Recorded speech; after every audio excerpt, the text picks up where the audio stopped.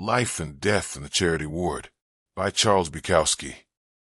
The ambulance was full, but they found me a place on top, and away we went. I had been vomiting blood from the mouth in large quantities, and I was worried that I might vomit upon the people below me. We rode along listening to the siren. It sounded far off. It sounded as if the sound weren't coming from our ambulance. We were on the way to the county hospital, all of us. The poor, the charity cases. There was something different wrong with all of us, and many of us would not be coming back. The one thing we had in common was that we were all poor and didn't have much of a chance. We were packed in there. I never realized that an ambulance could hold so many people. Good Lord, oh good Lord. I heard the voice of a black woman below me. I never thought this would happen to me. I never thought nothing like this would, Lord. I didn't feel that way about it. I had been playing with death for some time. I can't say we were the best of friends, but we were well acquainted. He had moved a little close, a little fast on me that night. There had been warnings, pains like swords stuck in my stomach, but I had ignored them. I had thought I was a tough guy, and pain to me was just like bad luck. I ignored it. I just poured whiskey on top of the pain and went about my business. My business was getting drunk. The whiskey had done it. I should have stayed on the wine. Blood that comes from the inside is not the bright red color that comes, say, from a cut on the finger. The blood from inside is dark, a purple, almost black, and it stinks. It stinks worse than shit. All that life-giving fluid. It smelled worse than a beer shit. I felt another vomiting spasm coming on. It was the same feeling as throwing up food, and when the blood came out, one felt better. But it was only an illusion. Each mouthful out brought one closer to Papa Death. Oh, good Lord God. I never thought. The blood came up and I held it in my mouth. I didn't know what to do. Up there on the upper tier, I would have wooded my friends down quite good. I held the blood in my mouth, trying to think about what to do. The ambulance turned a corner, and the blood began to dribble out the corners of my mouth. Well, a man had to maintain decencies even while he was dying. I got myself together, closed my eyes, and swallowed my blood back down. I was sickened, but I had solved the problem. I only hope we got some place soon where I could let the next one go. Really, there wasn't any thought of dying. The only thoughts I had was one, this is a terrible convenience. I am no longer in control of what is happening. They narrowed down your choices and pushed you around. The ambulance got there, and then I was on a table, and they were asking me questions. What was my religion? Where was I born? Did I owe the country any money from earlier trips to the hospital? When was I born? Parents alive? Married? All that, you know. They talk to a man as if he had all his faculties. They don't even pretend that you are dying. And they are hardly in a hurry. It does have a calming effect, but that's not their reason. They are simply bored, and they don't care whether you die, fly, or fart. No, they rather you didn't fart. Then I was on an elevator, and the door opened into what appeared to be a dark cellar. I was rolled out. They placed me on a bed and left. An orderly appeared out of nowhere and gave me a small white pill. Take this, he said. I swallowed the pill, and he handed me a glass of water, and then vanished. It was the kindest thing that had happened to me in some time. I leaned back and noticed my surroundings. There were 8 or 10 beds, all occupied by male Americans. We each had a tin bucket of water and a glass on the nightstand. The sheets seemed clean. It was very dark in there and cold, much like the feeling of an apartment house cellar. There was one small light bulb, unshaded. Next to me was a huge man. He was old, in his mid-50s, but he was huge.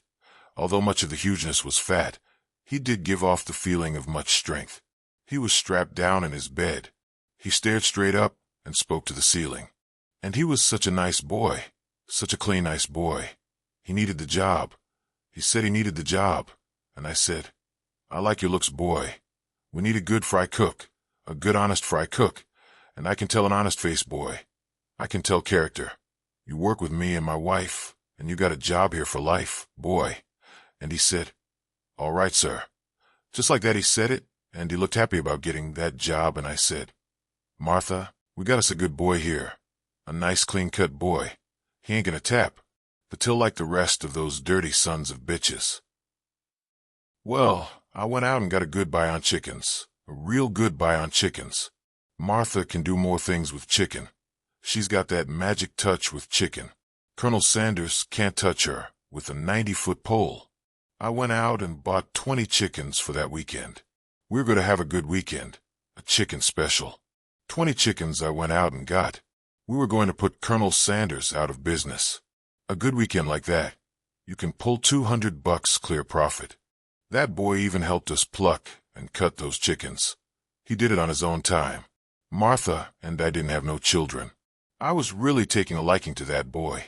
Well, Martha fixed the chicken in the back. She got all that chicken ready. We had chicken 19 different ways.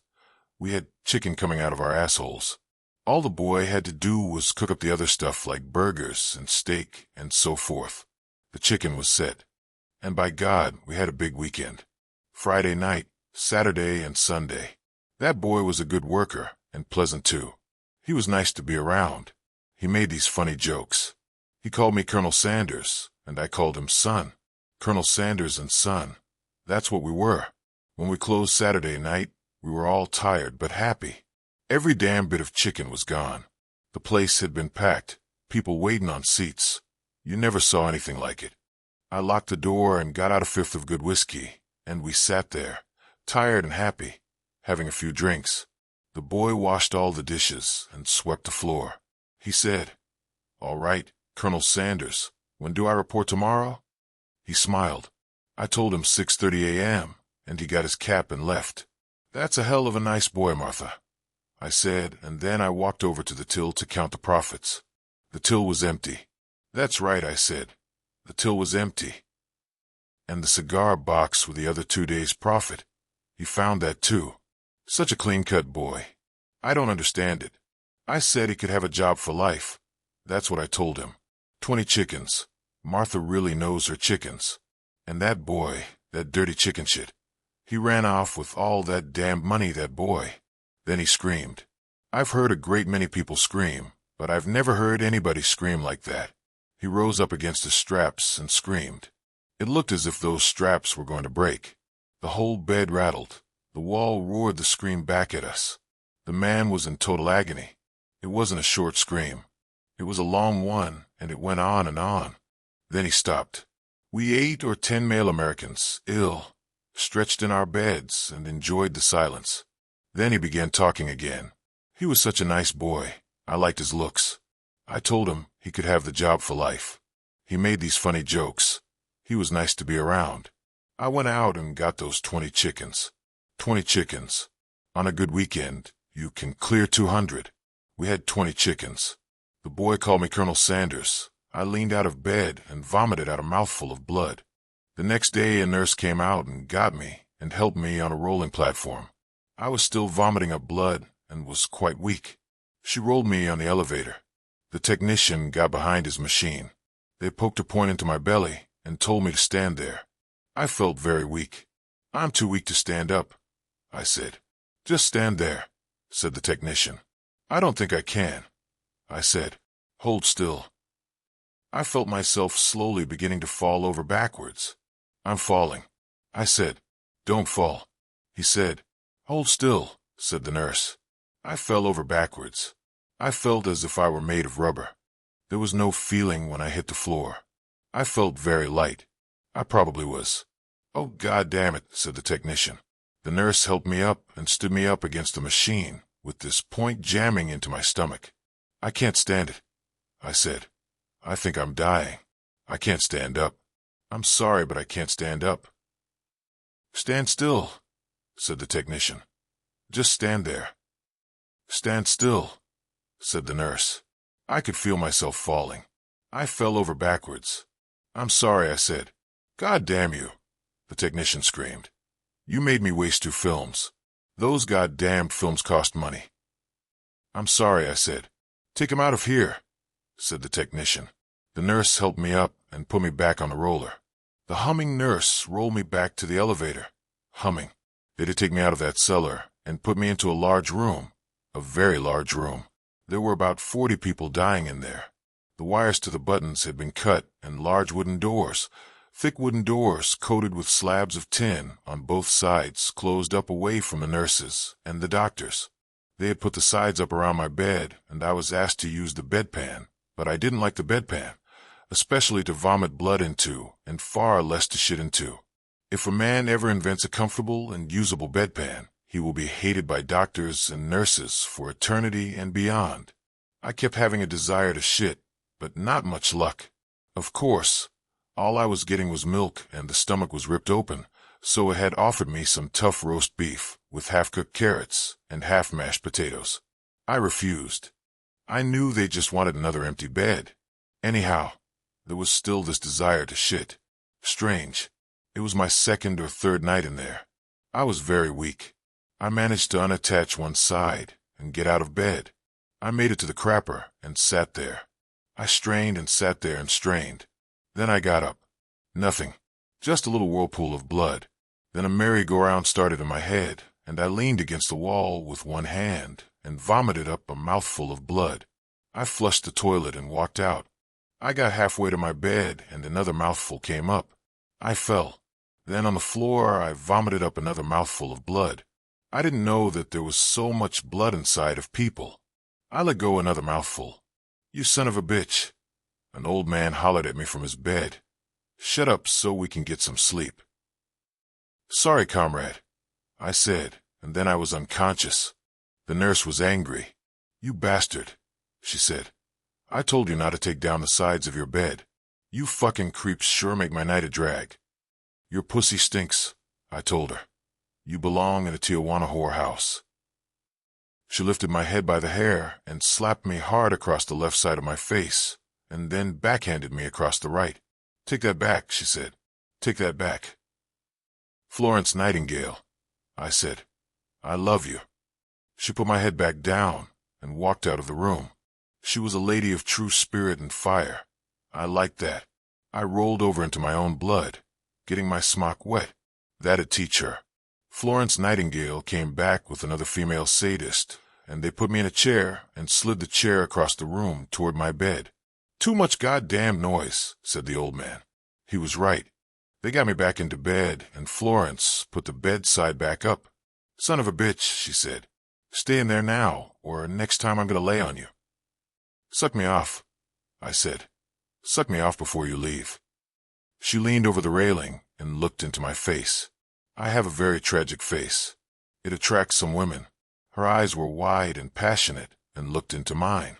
I pulled the sheet down and pulled up my smock. She spit into my face, then walked out. Then the head nurse was there. "Mr. Bukowski," she said, "we can't let you have any blood. You don't have any blood credit."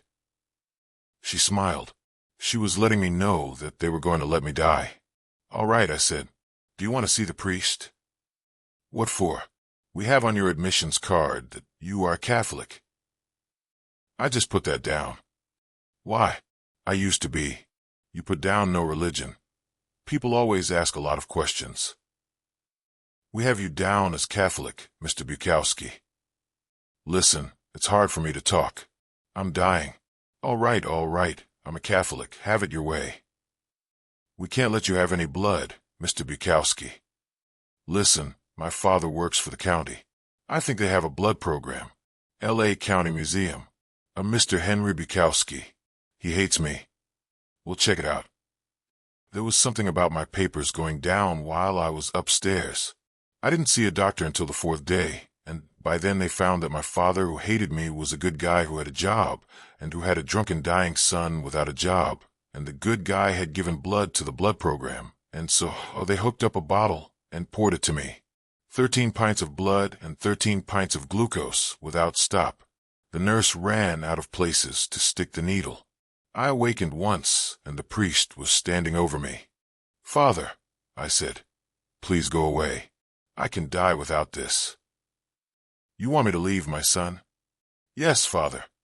"Have you lost the faith?" "Once a Catholic, always a Catholic, my son." "Bullshit, Father." An old man in the next bed said, Father, I'll talk to you. You talk to me, Father." The priest went over there. I waited to die. You know goddamned well I didn't die then, or I wouldn't be telling you this now. They moved me into a room with a black guy and a white guy. The white guy kept getting fresh roses every day. He raised roses, which he sold to florists. He wasn't raising any roses right then. The black guy had busted open like me. The white guy had a bad heart, a very bad heart. We lay around, and the white guy talked about breeding roses and raising roses and how he could sure use a cigarette. My God, how he needed a cigarette. I had stopped vomiting blood. Now I was just shitting blood. I felt like I had it made. I had just emptied a pint of blood, and they had taken the needle out. I'll get you some smokes, Harry. God, thanks, Hank. I got out of bed. Give me some money. Harry gave me some change. If he smokes, he'll die, said Charlie. Charlie was the black guy. Bullshit, Charlie. A couple of little smokes never hurt anybody. I walked out of the room and down the hall. There was a cigarette machine in the waiting lobby. I got a pack and walked back. Then Charlie and Harry and I lay there smoking cigarettes. It was morning. About noon the doctor came by and put a machine on Harry. The machine spit and farted and roared. You've been smoking, haven't you? The doctor asked Harry. No, doctor, honest. I haven't been smoking. Which one of you guys bought him these smokes? Charlie looked at the ceiling. I looked at the ceiling. You smoke another cigarette and you're dead, said the doctor. Then he took his machine and walked out. As soon as he left, I took the pack out from under the pillow. Let me have one, said Harry. You heard what the doctor said, said Charlie. Yeah, I said, exhaling a sheath of beautiful blue smoke. You heard what the doctor said. You smoke another cigarette and you're dead. I'd rather die happy than live in misery, said Harry. I can't be responsible for your death, Harry, I said. I'm going to pass these cigarettes to Charlie, and if he wants to give you one, he can. I passed them over to Charlie, who had the center bed. All right, Charlie, said Harry. Let's have him. I can't do it, Harry. I can't kill you, Harry. Charlie passed the cigarettes back to me. Come on, Hank, let me have a smoke. No, Harry. Please, I beg you, man. Just one smoke, just one. Oh, for Christ's sake. I threw him the whole pack. His head trembled as he took one out. I don't have any matches. Who's got matches? Oh, for Christ's sake, I said. I threw him the matches. They came in and hooked me to another bottle. About 10 minutes my father arrived. Vicky was with him. So drunk she could hardly stand up. Lover, she said. Lover boy. She staggered up against the edge of the bed. I looked at the old man. You son of a bitch, I said. You didn't have to bring her up here drunk. I warned you not to get involved with a woman like that. She's broke. You bastard. You bought her whiskey, got her drunk, and brought her up here. I told you she was no good, Henry. I told you she was a bad woman. Don't you love me anymore, lover boy? Get her out of here now. I told the old man. No, no, I want you to see what kind of woman you have. I know what kind of woman I have. Now get her out of here now. Or so help me Christ, I'm going to pull this needle out of my arm and whip your ass. The old man moved her out. I fell back on my pillow. She's a looker, said Harry. I know, I said, I know.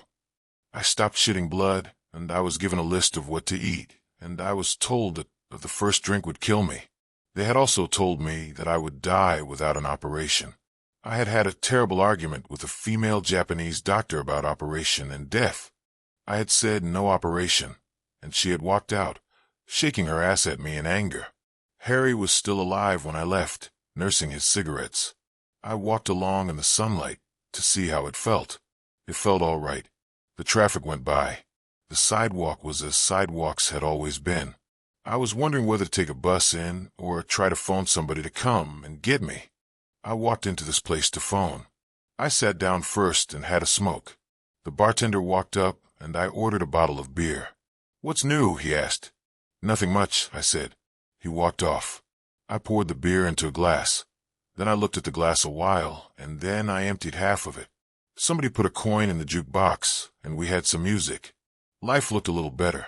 I finished that glass, poured another, and wondered if my pecker would ever stand up again. I looked around the bar. No women. I did the next best thing. I picked up the glass and drained it.